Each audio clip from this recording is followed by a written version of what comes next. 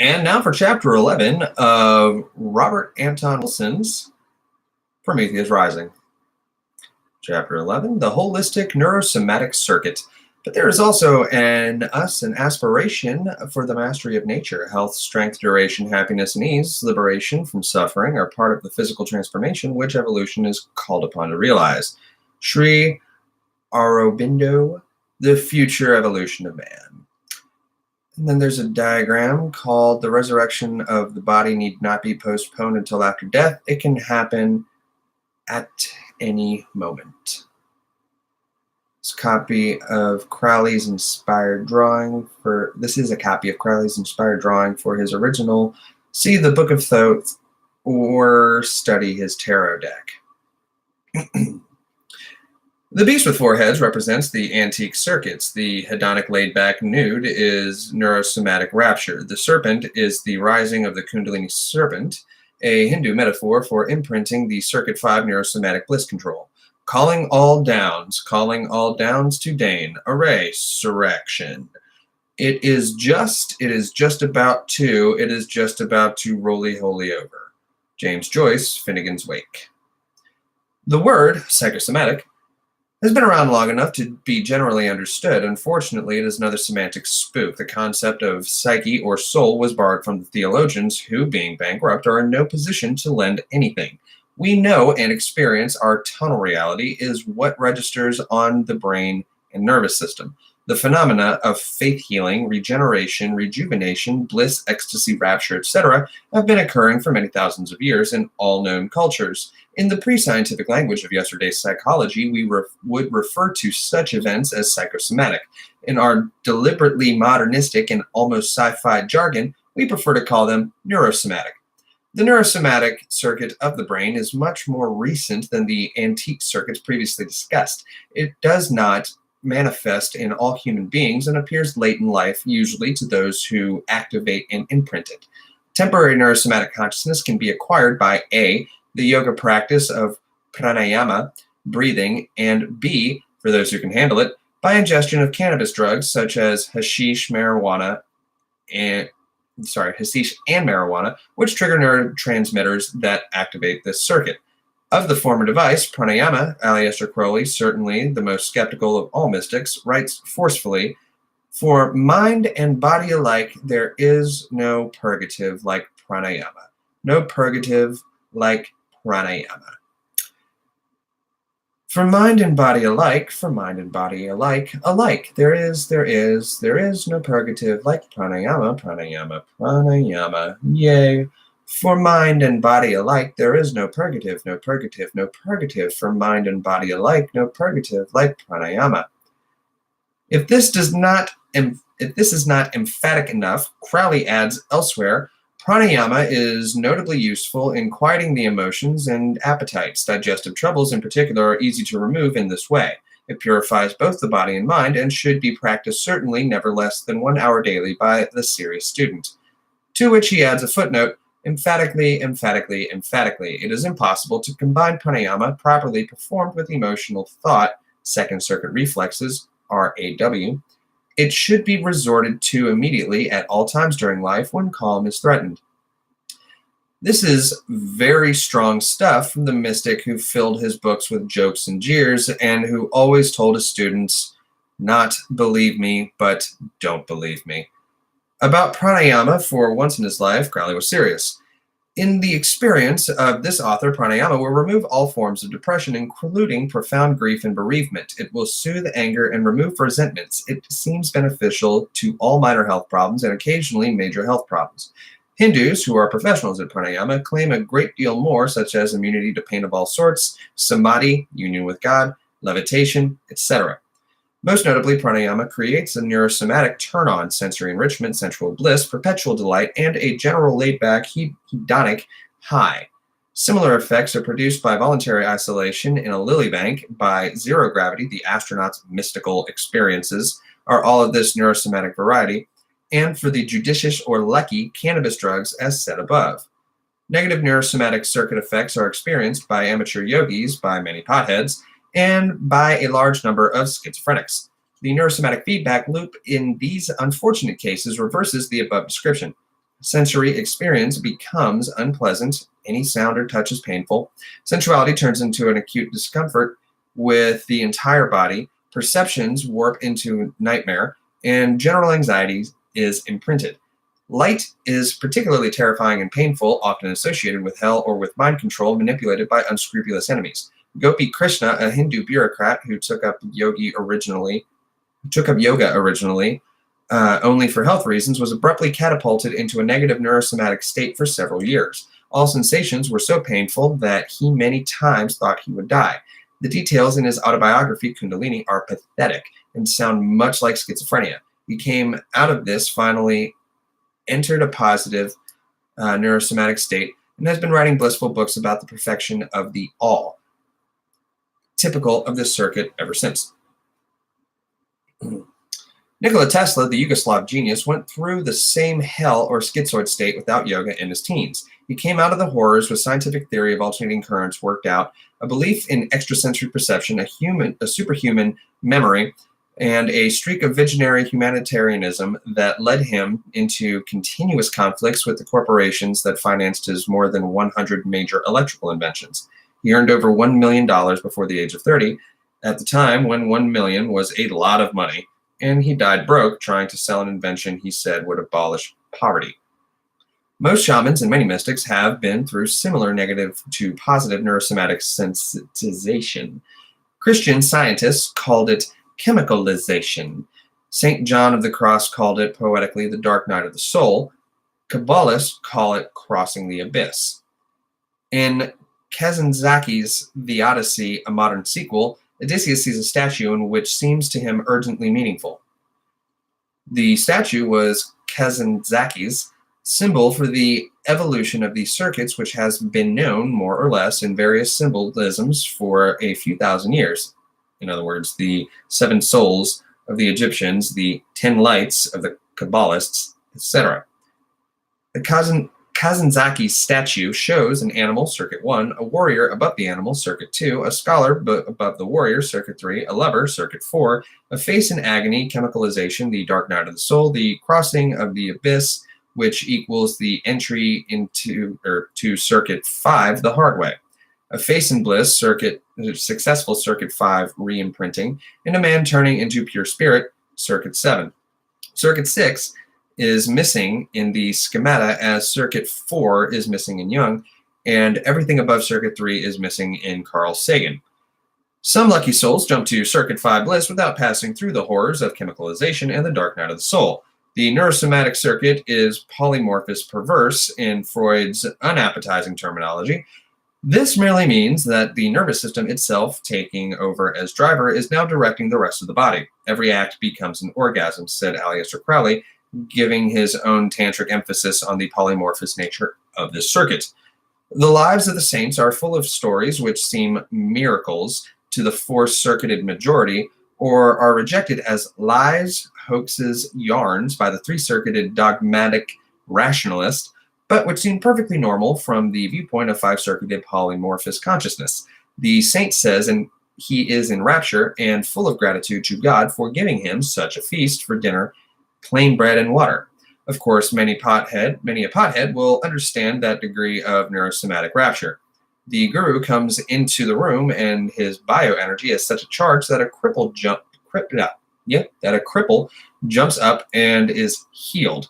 The cripple merely acquired neurosomatic turn-on by contact, as some people get contact high when others are on drugs. The firewalkers in many shamanic traditions walk on the fire, as they tell inquiring anthropologists to prove their control over the spirit, i.e., to demonstrate to themselves and to others that they have achieved high-quality neurosomatic tuning. One faith leader told the present author, most people die of adrenaline poisoning. In our terminology, most people have too much first-circuit anxiety and second-circuit territorial pugnacity for their own good. They are literally struggling for survival, as no other animals do, despite Darwin. Most animals simply play most of the time, solve problems of survival when they have to, or die if not solving the problems. Only humans are conscious of struggling, and hence worried and depressed about the game of life. The faith healer went on, what cures them is realizing that I'm not afraid.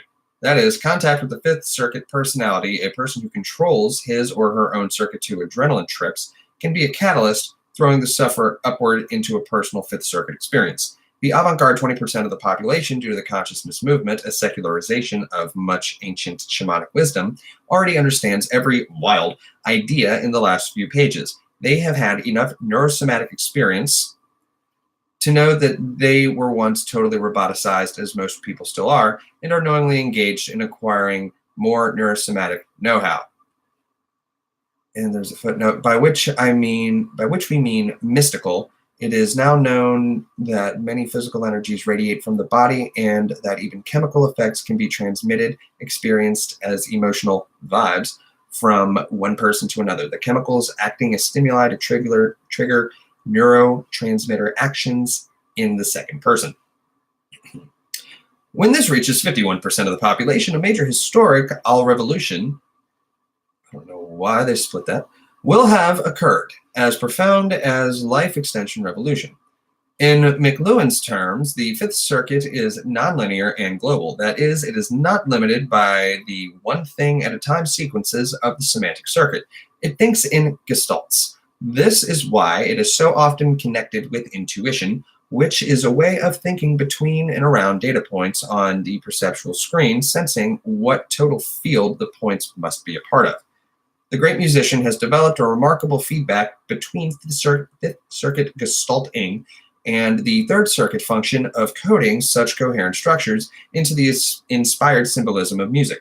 Music always leads to some right brain activity in listening, and the Fifth Circuit is almost certainly located in the right brain hemisphere. Beethoven, we remember, was left-handed. Since the left hand is neurologically linked to the polymorphous right brain, one might say he was genetically inclined to right brain activity. That is, to sensing coherent wholes, to plunging into neurosomatic bliss almost at will, and to sensory sensual raptness and rapture. Everybody knows that the Sixth Symphony is pantheistic, and whether Beethoven was an ideological pantheist or not, that way of responding to nature is normal and natural right brain circuit 5 functioning. That is, anybody on the Fifth Circuit will talk like a pantheist, whether or not he has developed a philosophy about pantheism. The miracle of Beethoven is not that he felt the universe that way. A few thousand Fifth Circuit types throughout history have also felt and sensed nature that way, but that he mastered the Third Circuit art of music with such skill that he could communicate such experiences, which is precisely what the ordinary mystic cannot do. The neurosomatic circuit probably began to reappear around 30,000 years ago. That is a conclusion of Barbara Honegger, who made a profound study of European cave paintings, coming to the conclusion that many of them show exercises to increase right brain activity, similarly to those still used in surviving shamanic and yogic traditions. Please reread this sentence and think about it. The Fifth Circuit is bonded to the right cortex and neurologically linked to the limbic First Circuit system and the genitalia. These neurological links explain the sexual metaphor of Kundalini or serpent rising used to describe the circuit in systems as varied as Indian Tantra, Gnosticism, and Voodoo, and the Chinese yin-yang male-female energies associated with it. Prolonged sexual play without orgasm always triggers some Circuit 5 consciousness, it is quite easy to determine if the Fifth Circuit has been activated successfully or not. How often does a person go to a doctor? If a mind researcher is glowing rather than grayish, bouncy rather than craggy, if he or she has a sparkle, and if he or she virtually never goes to a doctor, this neurosomatic circuit has been mastered. As Mary Baker Eddy once wrote, thereby making herself hugely unpopular with those who love to talk of matters mystical but have no empirical knowledge, the Word was made flesh. Divine truth must be known by its effect on the body as well as on the mind. There is no tribe known to anthropology which doesn't have at least one neurosomatic technician, shaman. Large-scale outbursts of neurosomatic consciousness have occurred frequently in all the major historical periods, usually being stamped out quickly by the local branch of the Inquisition or the AMA. Other outbursts have been co-opted and diluted. As we read in the New Testament, And when he called into him his 12 disciples, he gave them power against unclean spirits to cast them out and to heal all manner of sickness and all manner of disease. And as ye go, preach, saying, the kingdom of heaven is at hand. Heal the sick, cleanse the lepers, raise the dead, cast out devils. Freely ye have received, freely give. Matthew 10, 1-8. It may or may not have happened exactly like that. As Mark Twain would say, there might be a few stretches in there. But something like this, however much the evangelist may exaggerate it, must have happened to account for Christianity's rapid triumph over other but probably less effective systems of opening the Fifth Circuit. Mithraism, the Eleusinian cult at Athens, the Dionysian cults, etc., all had age-old shamanic techniques for inducing neurosomatic rapture. Christianity, at first, seems to have been superior in creating neurosomatic control. In St. Paul's metaphor, the old Adam, circuits 1-4, got bleached out, and the new Adam, circuit 5, took over as the center of consciousness and self-government. In another metaphor, the body became the flexible clay, and the awakened, illuminated brain became the sculptor. In general, Fourth Circuit problems take the form of guilt. I cannot do what I'm supposed to do.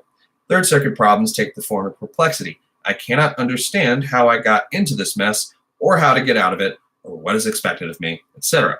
Second Circuit problems take the form of bullying or cowardice. I will force them, or I will surrender and let them force me. First Circuit problems take the form of body symptoms. I feel rotten all over, gradually centering in, under enough stress, on one acute disabling symptom. Fifth Circuit neurosomatic consciousness bleaches out all of these problems at once. The disappearance of First Circuit physical illness only seems more miraculous than the transcendence of Second Circuit emotionalism, Third Circuit perplexity, and Fourth Circuit guilt.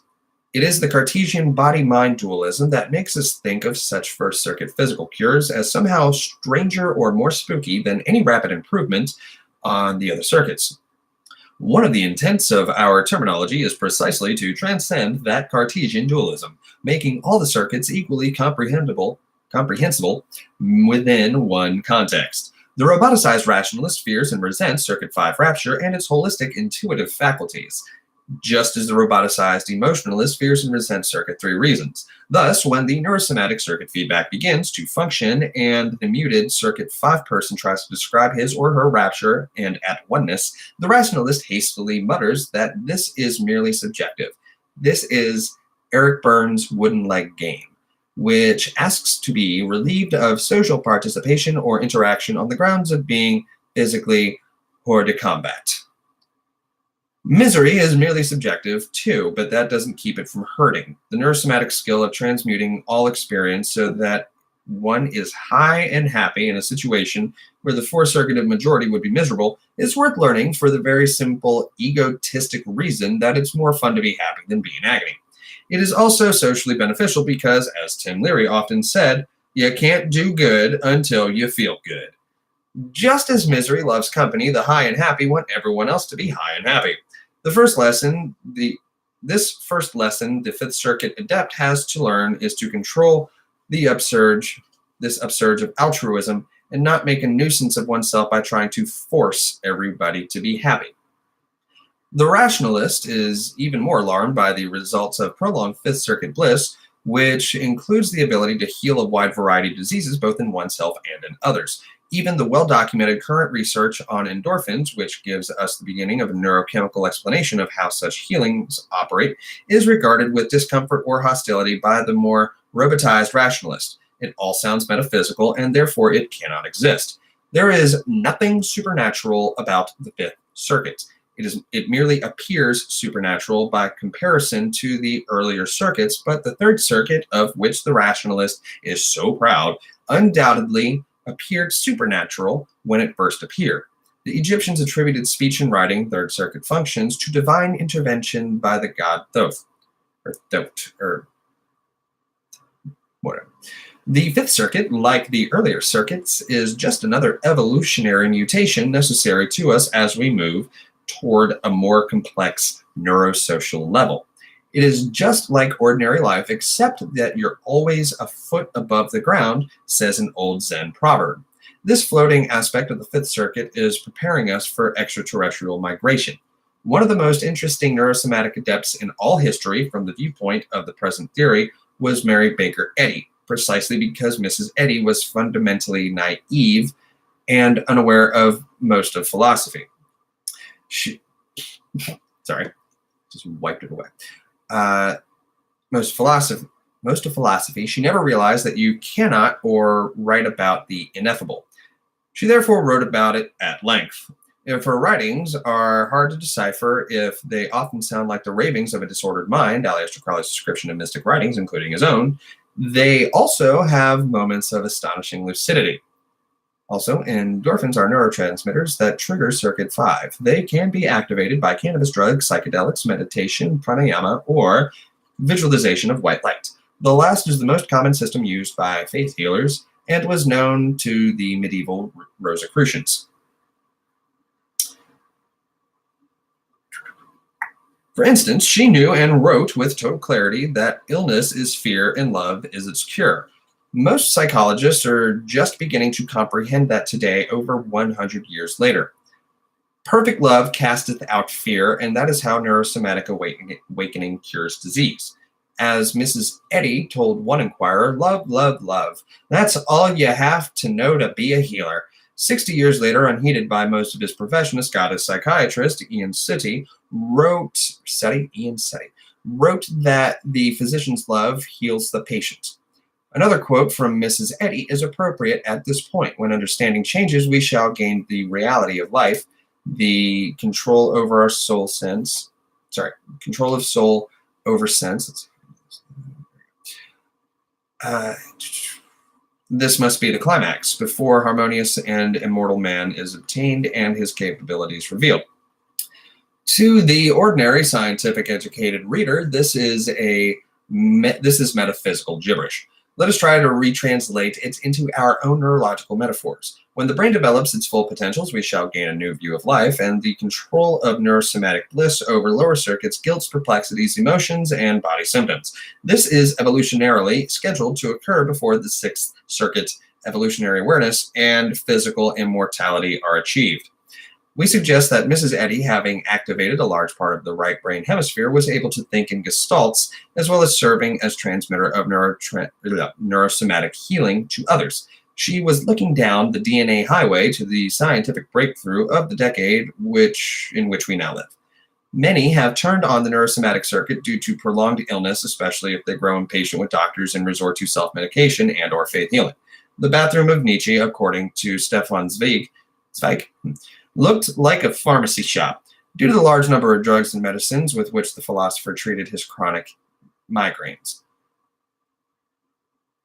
Gurdjieff employed cocaine, hashish, and yoga techniques, probably including pranayama, to treat the incessant and increasing pains resulting from his war wounds and 2 car accidents. The harshness of these 2 philosophers, their contempt for ordinary human suffering, their visions of superhuman state beyond emotion and pain, all probably derived from neurosomatic turn-ons alternating with acute pain. That is, they experienced the whole of evolution from their lower circuits to the full development of neurosomatic bliss, and were expressing chiefly contempt for their own relapses into less than blissful consciousness. In the East, the control of neurosomatic circuitry is known as Dhyana, Chan, or Zen. The chants.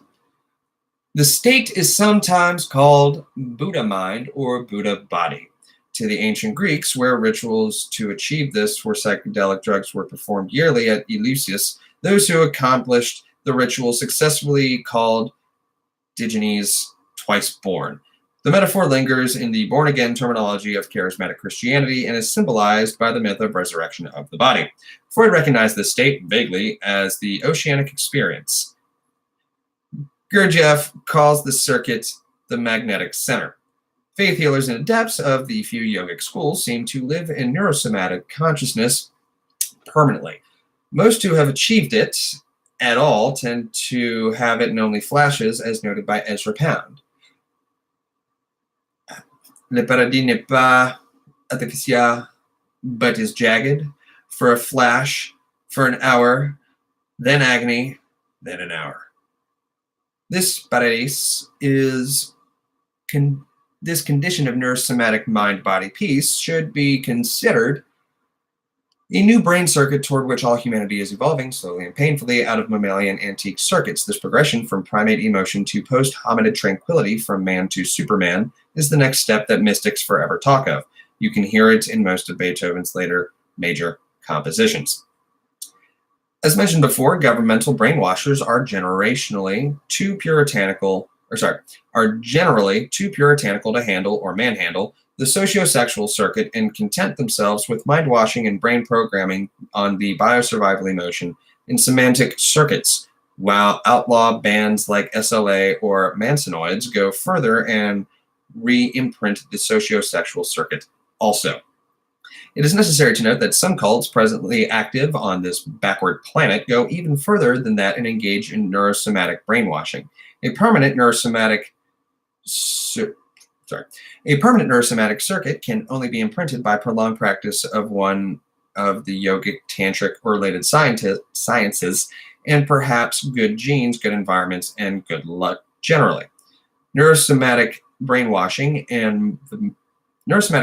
the most powerful form of robotization, consists in temporary activation of the neurosomatic circuit by the brainwasher, together with assurances that only the brainwasher or the god who acts through him can turn on this circuit. For full effect, this is, of course, preceded by normal brainwashing. The victim is first isolated from his or her previous environment and trained to hook the biosurvival circuit onto the guru and or the ashram or commune. The emotional circuit is bent and broken by continuous attacks upon status, ego, until the only emotional security left is found in total submission to the group reality island. The re-infantilized victim is then ready to imprint any semantic circuitry desired, from EST to Krishna to People's Temple, etc. The socio-sexual circuit can then easily be programmed for celibacy, for free love, or for whatever sexual game the guru has selected. Then, and only then, the neurosomatic buttons are pushed and ecstasy is given to the subject by the guru. Marjo Grotner, a longtime practitioner of the science, commented ironically in a film made after abandoning it for a different career. The marks never realized they could do it, push the neurosomatic buttons for themselves. They all think they need me jacking them off.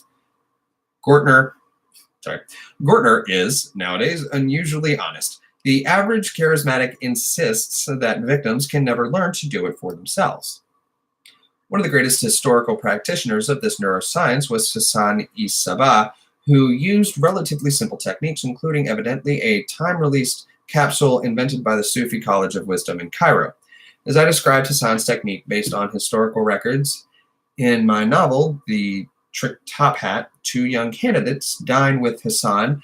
The food is laced with time-released capsule. Then, when asleep, the candidates are taken to Hassan's famous Garden of Delights.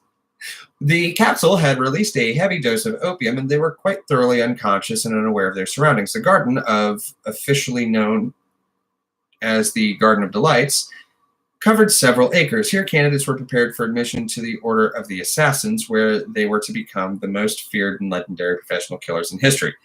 But here also, in the same garden, were prepared candidates for admission into the Brotherhood of Light, the Illuminati.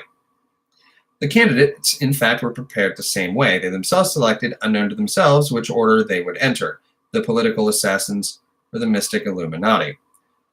Both young men were conveyed into the Garden of Delights and placed several acres apart from each other. In a short time, the second stage of the time-release capsule began to work.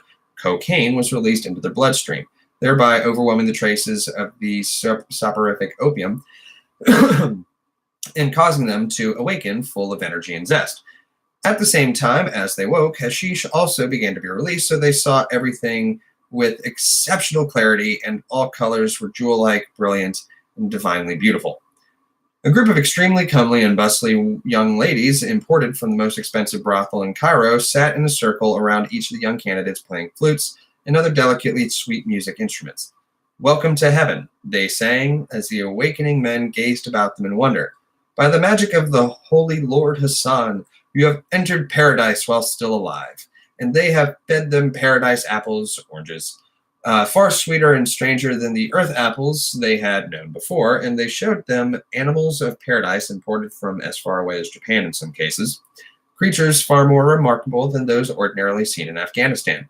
This is heaven, the first man exclaimed in ecstasy. Great is Allah, and great is the wise Lord Hassan Sabah. But 20 acres away, surrounded by similar lovely ladies and other wonders, the second man merely gazed about him, smiled in contentment, and said nothing. And then, in both cases, the horse of paradise, as promised in the Quran, began to dance. And as they danced, they discarded one by one each of their 7 veils. As the 7 veils were thrown off, more and more hashish was released from the capsules, and the young men saw with greater clarity, felt with deeper intensity, experienced beauty and sexual joy in a way completely unknown in their previous earth lives.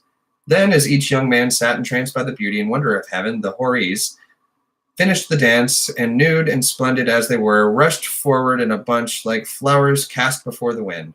And some fell at the candidate's feet and kissed his ankles, and some kissed knees or thighs. One sucked raptly at his penis. Others kissed the chest and arms and belly. A few kissed eyes and mouths and ears.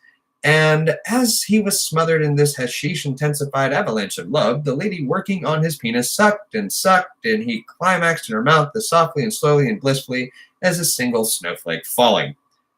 In a little while, there was no more hashish being released, and more opium began to flow into the bloodstream.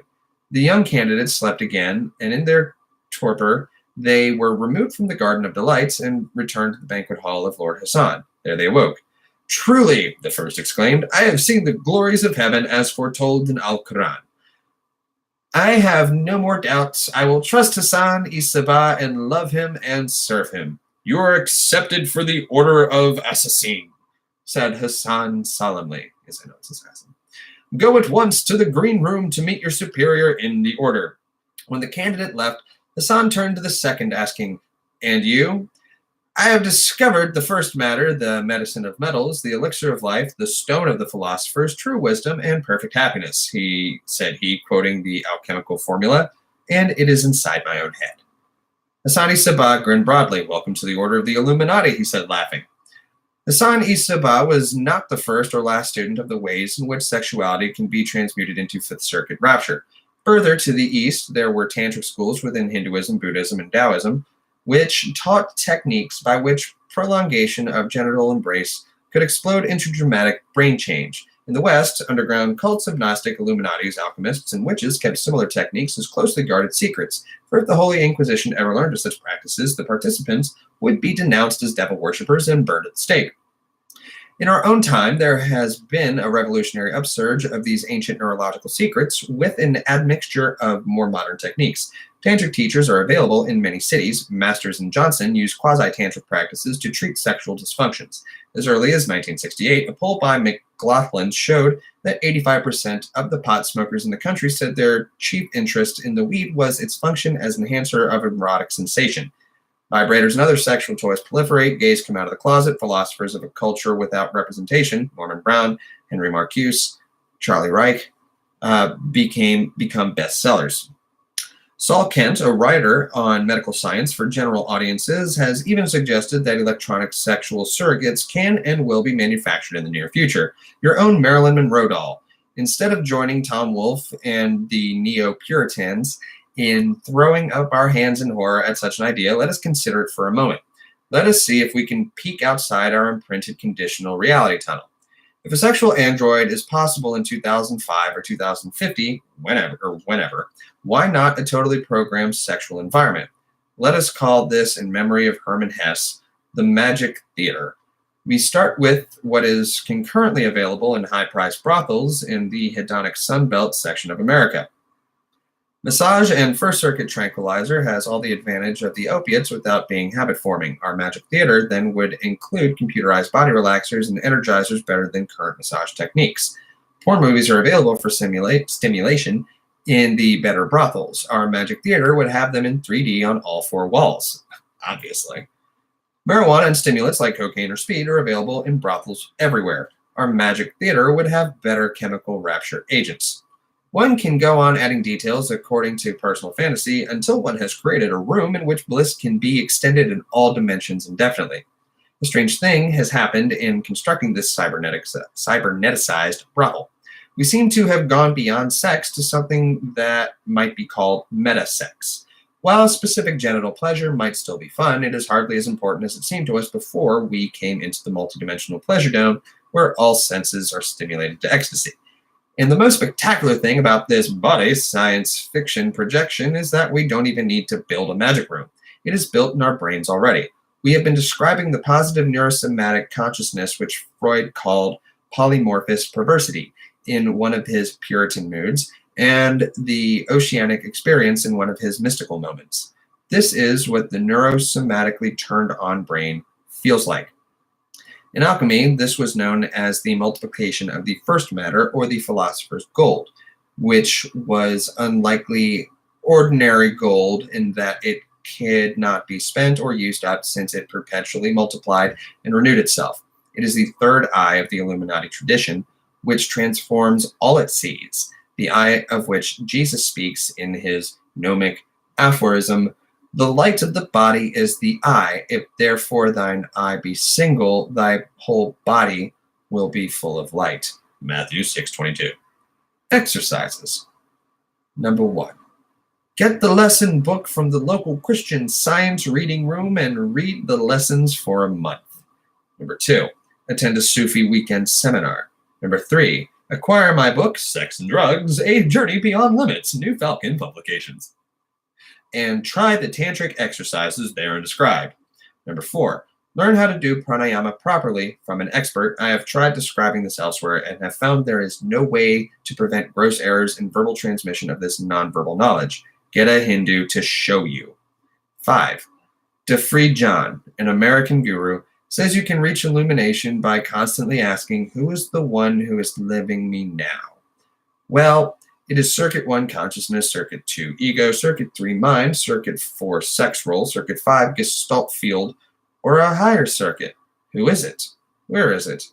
How old is it? Number 6. Dr. Aidan Kelly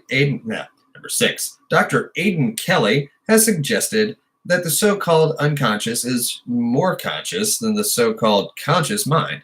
That is, the unconscious contains all the feedbacks of the neurosomatic circuits and the other circuits that maintain life. Consider this idea.